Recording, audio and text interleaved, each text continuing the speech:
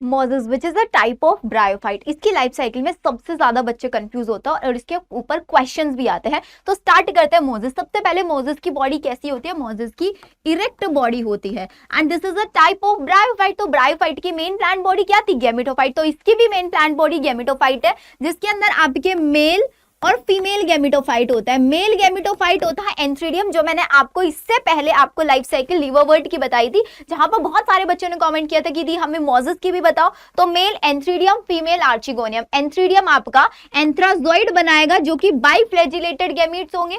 Female gamete जो होता है ये आपका फ्लास्क शेप स्ट्रक्चर होता है, जो अपने अंदर से एग का फॉर्मेशन करेगा। यहां से एग बनेगा और यही वाटर के थ्रू स्विम होता हुआ कहां तक पहुंचेगा? फीमेल पार्ट तक, और क्या बनवा देगा? आपका जाइगोट का फॉर्मेशन कर देगा। Zygote is diploid. अब यही जाइगोट आगे माइटोसिस करेगा, रिडक्शनल डिवीजन नहीं करेगा, पहले माइटोसिस करके एक फोटोसिंथेटिक डिप्लॉइड बॉडी बनाएगा। दैट इज योर, जो डिपेंडेंट होती है किसके ऊपर? गैमेटोफाइट के ऊपर। That is your sporophyte. And यही sporophyte is diploid in nature, जिसके अंदर तीन पार्ट होता है, फुट, सीटा, कैप्सूल। कैप्सूल के अंदर स्पोर्स का फॉर्मेशन होगा, तो ये अब आपका स्पोर्स का फॉर्मेशन करेगा। अब यही स्पोर्स क्या होता है? हैप्लॉइड। अब हमने लीवरवर्ट में देखा था कि जो स्पोर्स थे डायरेक्टली जर्मिनेट करके क्या बना रहे थे? मेल और फीमेल गैमेट। लेकिन मोजेस में थोड़ा सा डिफरेंस होता है कि ये स्पोर्स डायरेक्टली गैमेटोफाइट में कन्वर्ट नहीं होते, इसमें कन्वर्ट होने से पहले बनाते हैं ये प्रोटोनीमा।